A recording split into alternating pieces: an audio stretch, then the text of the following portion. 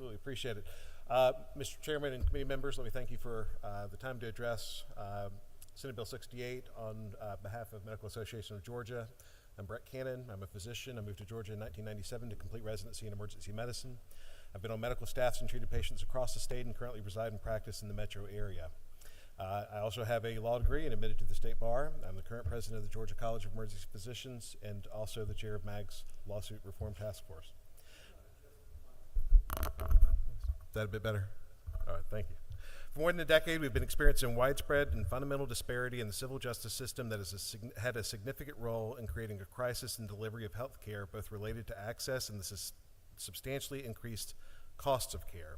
The costs have been related, at least in part, to higher malpractice premiums than found in neighboring states, and recently higher recruitment and retention costs of physicians related to the reputation Georgia has in the medical community regarding medical malpractice environment.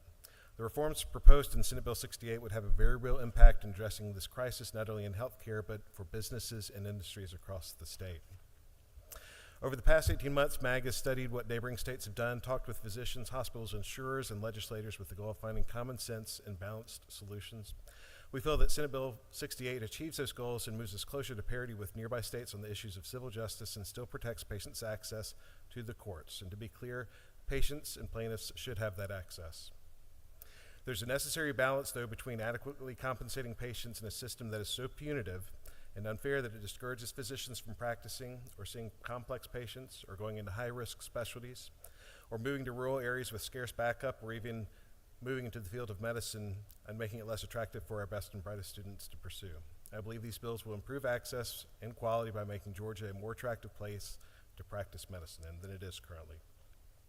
Regarding the health of the insurance market, I can only tell you my group's experience, and that is we have a captive with a large established, respected national insurer.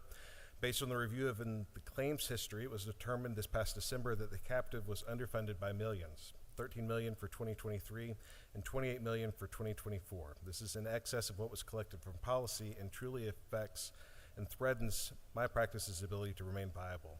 This is not an insurer doing well, and it's not due to investment cycles.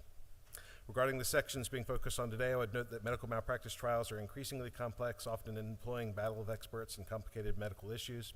Our experience in North Carolina, based on feedback from attorneys and jurors, is that there's a significant benefit to such complex cases in separating issues of negligence and damages. And truth and damages is particularly relevant for any trials dealing with medical bills. We all know that billed amounts and paid amounts widely differ, and there are discounts applied for insured and uninsured alike. There's no logic to using an amount that everyone knows is artificially inflated and rarely, if ever, collected as being a true measure of damages. I'd also like to touch briefly on anchoring, having witnessed it in trials and seen its effectiveness. It's a powerful, manipulative tool and very difficult for defenses to rebut, as there's a risk in confusing or offending the jury when suggesting low values to counter the high.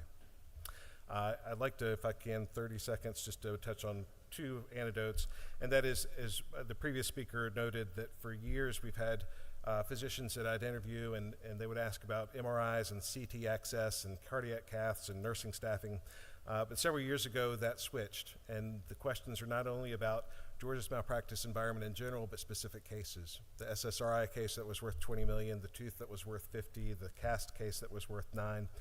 And just yesterday, when the appellate court confirmed a $75 million verdict against the radiologist and emergency physician, it wasn't 2 hours until I got a call that was a potential hire that was concerned about that. The second and final point is that as damaging as the trouble retaining and recruiting physicians, it's also the attrition of our more senior, experienced physicians, including doctors like myself, who would love to continue to see patients for at least another 10 years, but who struggle with that decision given the ever-present risks. Dr. A is one such physician, one of my prior partners who took very good care of a patient 6 years ago on a weekend night shift, collected relevant information, examined, performed tests including CT scans, consulted neurology, and admitted her to the ICU. Her total length of care lasted approximately 3 hours. The patient did have a bad outcome unrelated to the care, and despite the fact that the doctor delivered excellent care, for 6 years, through her attorneys, she received letters suggesting that she would end up, I want to quote for a second, having to declare bankruptcy, suck up personal and professional pain and embarrassment from such a public verdict, and be prepared to sell her house, cash out a retirement fund, and declare bankruptcy. Well, thank you. You have a question. Thank you, Mr. Chairman. Thank you. It was Dr. Cannon, right? Yes. I want to give you the credit of that, Doctor. Very I think kind. one of the great tragedies in life is that we don't, even though lawyers have a Juris Doctorate, we're not called doctor. Maybe we can pass a law. But Dr. Cannon, thank you for being here. You were talking about your carrier having this underfunded, not in a good financial situation. Is that MAG? No, Who is it? it's Curie. I'm sorry? Curie, Curie? Curi. C-U-R-I. And they're based here in Georgia? They're based in North Carolina. Okay. So they write coverage here, other states? They're a national carrier. Recently, they merged with Constellation, which was another large carrier out west. So they are, I believe, in all 50 states. Okay. So they're going to be affected by things that are going on in other states, not just Georgia. But specifically referring to the captive that we have with them and that cell, that is only Georgia policies. Captive meaning? That means a self-insured fund for insurance. Okay. And if we wanted to follow up and get some more, because I'm not as familiar with them as I am MAG, we could follow up with your office? I'd be glad to. Okay. Thank you. Yes. All right, Whip Park. Thank you, Mr. Chairman. As a lawyer and a doctor, can you help me understand Section 7? I mean, it's in the bill, and so, you know, the concern Is there a specific question, I guess, would be my... Will Section 7 result in Medicare and Medicaid patients receiving only catastrophic care or having care only in emergency rooms? I don't believe that Section 7 would alter those federal funded programs, those patients, their access or what they currently receive now. Say that again. So I don't believe Section 7 fundamentally changes the access to care that patients with those federal funds, programs, CMS and the state, currently have access to. Certainly, you know, with respect to compliance with federal law, but I think the effect of Section 7, the concern I'm raising is that it pushes more of these individuals based on how this payment is structured with respect to plaintiff's insurance policy being provided as opposed to the defendants, with respect to how costs would otherwise be provided for. You know, that's the understanding that I've been provided, and so I'm just trying to get as much clarification, especially if this is going to harm the most vulnerable among us. The patients with Medicare and Medicaid have a certain amount of, they have coverage, they have access to physicians that participate in those programs. I don't see how Section 7 changes that. So, you know, throughout this hearing, I'm not a trial lawyer, but, you know, I've been hearing and learning that there's no causal link between tort reform and lowering insurance rates. But in fact, of course, we've seen in states, Medicaid expansion states versus non-Medicaid expansion states, lower health insurance premiums for citizens in those states that have expanded their Medicaid population, whether through public or private health insurance. Is it not also true that medical malpractice insurance rates are lower in states that have lower uninsured rates than in states like Georgia that has not taken action to cover its uninsured population? I haven't run that raid and I haven't seen that, so I don't know. I would say that my experience and my group's experience, and we practice with partner hospitals in 17 different states, is that states that have passed tort reform, and that's in North Carolina, that's in Florida, that's in Texas, that was in our experience in Georgia back in 2005, those states have lower premiums. Well, I know Georgia's passed many different tort reform type pieces of legislation. I think what we have before us in SB 68 is a whole other ball game. But to take all that aside, again, you know, if you could provide additional information as to what is the primary driver or one of the larger contributing factors to higher medical malpractice insurance rates, that would be helpful for my own understanding, in which a lot of the studies that I'm reading is that it's the uninsured population in which, you know, defensive medicine is more practiced, where you have larger uninsured folks that you're serving. Things of that nature, as opposed to, again, you know, this tort reform notion, very broad term, in which ultimately a lot of studies are saying there's no causal link. I would just, again, from my personal experience, and as an ER physician, patients come to see us 24 hours a day, 7 days a week. I truly don't know what their insurance status is. It's not on the EMR. I guess I could go look it up or ask them, but to me, I'm truly agnostic in terms of what they have for insurance. I'm going to take care of them the same way every time. And so that doesn't factor in terms of the care they receive or the defensive medicine or anything like that. Now, I will also say that, from the Georgia experience that our group has, and as someone who sits on the claim committees and having the new information again as of December to look at how far behind those captives are, it's the trials, it's the cases, it's the verdicts. There's not, I'm sure you could come up and is there some percentage or some small amount, but week in and week out we are faced with cases where the decision to settle is not motivated by feeling that care is delivered well or poorly, but it's truly on the outcome, and it's the math. And the math is such that if you look at the maximum verdict or the scary verdicts that are out there, the extinction verdicts that truly would interrupt our ability to practice, and you multiply by the percentage that the plaintiff wins, even if you think it's a very defensible case, these $20 and $30 million verdicts by a 10% is just, it's too risky. And those settlements have gone higher and higher over the last 5 years to the point where it is certainly affecting our captive and other insurers' ability to keep up.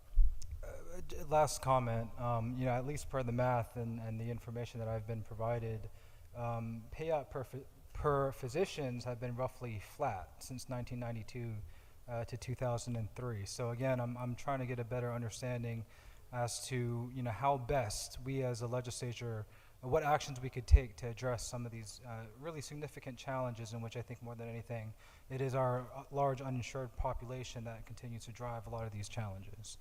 And if I could just briefly respond, I would say, number one, our experience with our group is that they haven't been flat, that we have seen increases.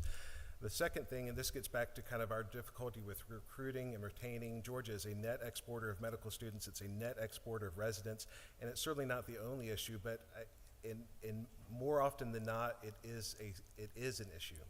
And even if they're rare, and even if they're not uncommon, like we've had some other speakers say, that's, if your weatherman says, look, it's lightning, but lightning only strikes a person 1 in a million. You still have to pay attention to lightning, and it still can scare people. This is scaring the doctors that will no longer practice, that retire early, that will not move to the state and leave the state after medical school or residency that we otherwise could have here taking care of Georgians. Thank you. Thank you. Thank you, Mr. Chairman. Thanks to the Google machine on my phone, I was able to find a little bit of information about Curry from curry.com. And you were mentioning that it was this bad financial situation, but they're advertising on their website, our financial success allows us to give these member distributions, and those have been since 2008. It says on their website 51.7 million, and the most recent data available looks to be 2022. It was 2.5 million. Were you aware of that? And if things are so bad, why are we paying out distributions? I don't debate the fact that Curie and other insurers, again, we've heard evidence are doing well. Our captive in Georgia, who is only in Georgia and covering Georgia physicians, is not doing well. Well, but they're paying out these distributions Not from Georgia. to everybody. But it must not be so bad that they. Well, but it must not be so bad that they can't cover losses here. They don't see losses. I apologize for interrupting. It's not so bad in North Carolina, maybe, or it's not so bad in Texas or other states that have passed reform. But here in Georgia, our captive is significantly in the hole, and it's not because of investment. It's because of the loss run rate and the expected losses over the next 5 years. But they're not limiting distributions. I mean, they're giving those to everybody. They're not saying if you're in Georgia, you don't get it, right? None of our Georgia physicians that are covered are getting any sort of distributions or money back. None of them. No. Okay, we'll check on that. My last question, you inspired. I didn't catch before that you were an emergency room doctor. Correct. And emergency room standard of negligence is gross negligence, right? In certain cases, yes. That's a pretty good liability protection, right? And there's not any better standard on the doctor's side than gross negligence, is there? You would think, and yet certain cases would bring that into question. But that's not going to change in this bill, that negligence standard. That's not addressed in this bill at all, no. Thank you. And OBGYNs have that same standard, generally speaking. OBGYNs have that same standard if the care is, we'll just kind of say, adjacent to someone who presents with an emergency, whether it's in the emergency department or perhaps an L&D unit. Again, that is unscheduled care, but Right. not every L&D patient would fall And into that's that. not going to change under this bill either. We're still providing that pretty good liability protection to doctors, true? That's correct. Thank you. I think Representative Evans, thank you, Mr. Chairman, stole my thunder a little bit about that question. But generally speaking, for a doctor to be sued, they're really not like many other tort feasors in the state of Georgia. They do get certain extra levels of protection. Wouldn't you agree with that? The ER standard, again, in certain cases, is a different level of protection, yes. Mm-hmm. Can you sue a doctor for simple negligence? For being negligent, yes. It has to be below the standard of care, correct?